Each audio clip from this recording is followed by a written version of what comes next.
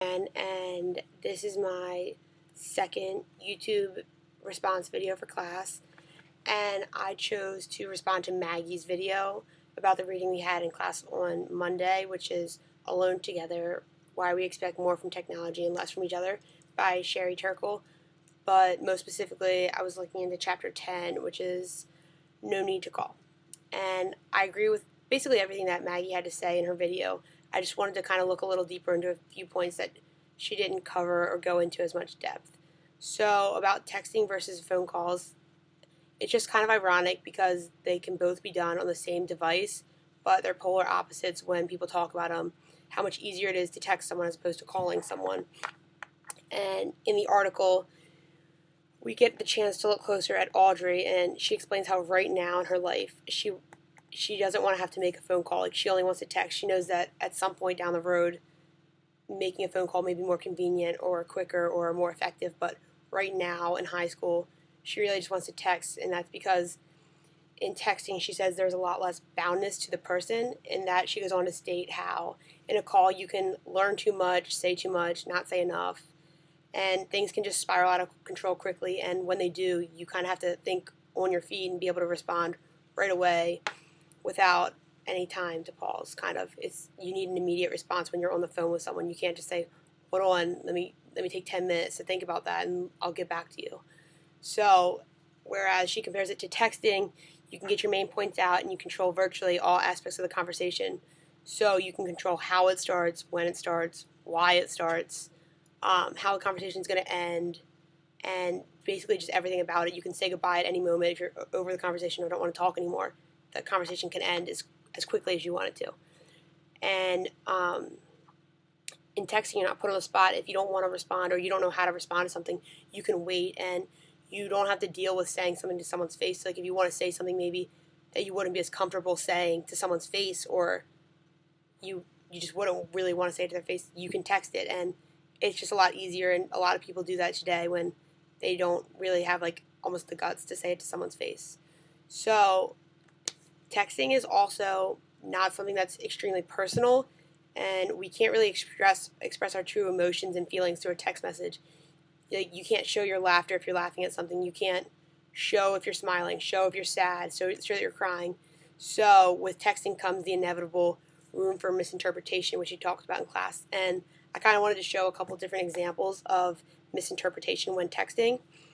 And my first one is, if someone texts you and says, hey, you would think that's just a conversation starter, but there's a lot more into just a hey than hi, how are you doing? So I looked at what's called the hey scale on the internet, and if you text someone hey with just one Y, that means you're friends. If you use two Y's, that means that they like you. 3 Y's, that means you should take a hint. 4 Y's means they definitely want to hook up with you. And the infamous 5 Y's means that they're drunk, obviously.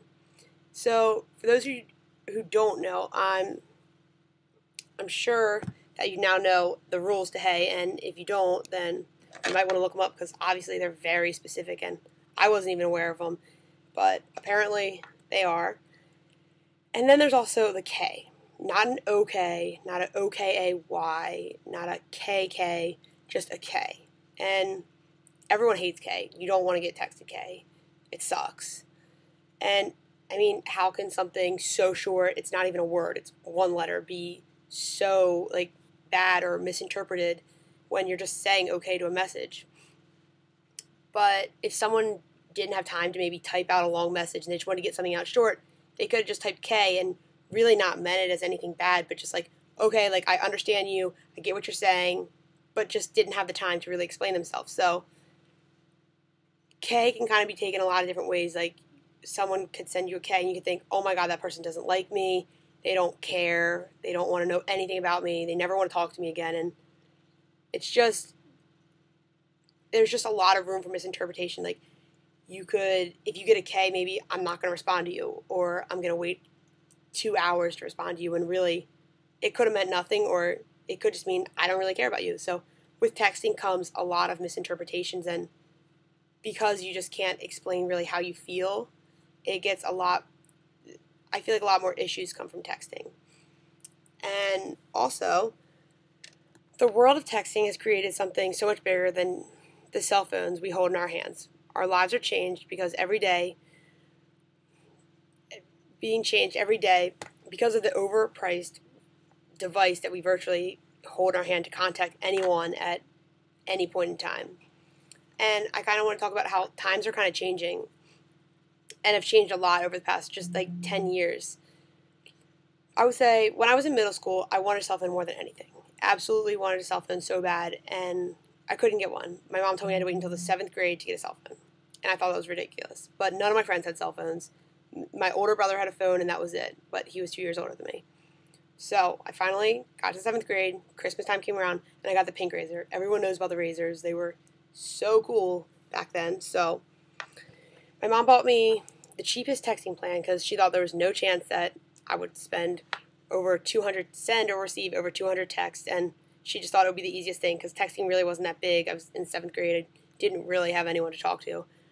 But little did she know, 200 texts is nothing, and some people send 200 texts in just one day, and the bill ended up being really high. And since then, we've kind of shifted towards more unlimited plans for texting, and I think as a society, we all have. I can't remember the last time I talked to someone, they were like, whoa, like, I can't text you back, like, I gotta, like, save some of my texts, like, or don't send me, like, like, if you're not gonna say something, like, don't send it, like, don't send me just okay, like, if you get it, you get it, like, I haven't really had that conversation with virtually anyone, and, texting is basically changing not only the way we live, but the way we interact with one another. We're constantly on our phone, always texting someone. If you have a question, you text someone. Like, it's just seen as so much easier. And so nowadays, I think of texting as nothing, but I waited so long to get a cell phone, or it felt like so long. And I'm one of 5 in my family, and I'm the second oldest. My youngest sister's in the 4th grade, and every single kid in my family right now has an iPhone. She's in the 4th grade. Who could she possibly be talking to? I don't know, but she has an iPhone to talk to anyone that she wants. And it just kind of doesn't make sense. Like, times are just changing so quickly, and I don't think we as a society have been able to adapt to them that much. I also want to talk about with times changing. In high school, I begged my mom to text. I said, I don't want to call you. It takes too long. It's just annoying. If I had to check in, tell her goodnight, like, just say anything to her. I can send you a text message. It's so much easier just to text something. And she didn't get it. She was against it. She hated it. It's like, no, she would never do it until she finally made the switch in the 11th grade. It took like 2.5 years for her to finally get to texting, and I kind of stopped calling her and texting her as much as I would have because it just got annoying. Like, if I need to tell you something quickly, I don't want to have a 5-minute conversation with you. I don't want to have a minute conversation. I want to text it and not have to stop what I'm doing right now to tell you that I'm okay or I am where I'm supposed to be. So when she first started texting, she knew how to open a text, close a text, but that was about it. She couldn't really do anything with the phone at all, except for respond. And when she would respond like LOL or like G2G or LY. Like, she wasn't using slang because she thought it was cool, like people use now. She was using it because she didn't know how to type that fast, and it took her a long time just to type that, so that was all she used.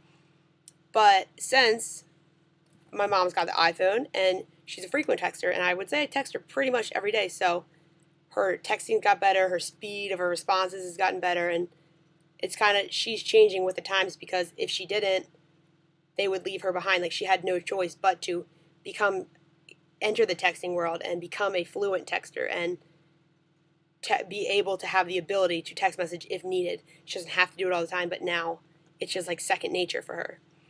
And I feel like kind of with that, we've just gotten so reliant on cell phones and texting. Like, what's next? How can the situation like get any worse? Like, right now, we don't have an answer for the question because we can't see into the future. But on the piece from Monday, it kind of talked about how previous communication technologies are constantly getting newer. We create newer, better, faster technologies, and we always crave the newest, the best, the fastest. That's, as a society, that's what we want. We want the latest and greatest. And these newer mediums alter the character of the former. So they take something that they had in the past and kind of revamp it and just make it like a little bit better. And so in just a few years, I'm sure like one day we'll all look back and think like, wow, like I can't believe we had to do that, or I can't believe on the internet when I got on the computer, like it took a minute to download, or it took a minute for my computer to get on, or sending text messages was so like, I'm sure like there'll be all kinds of things that we'll look back and be like, oh my god, like I can't believe we did that. And basically, I just want to say the world is kind of changing through technology, and it's just expanding so much through a cell phone that we literally hold in our hands. So who really knows what's next and who knows what's going to happen? But I guess we just have to sit back and watch, or I don't know. It'll be interesting to see, I think.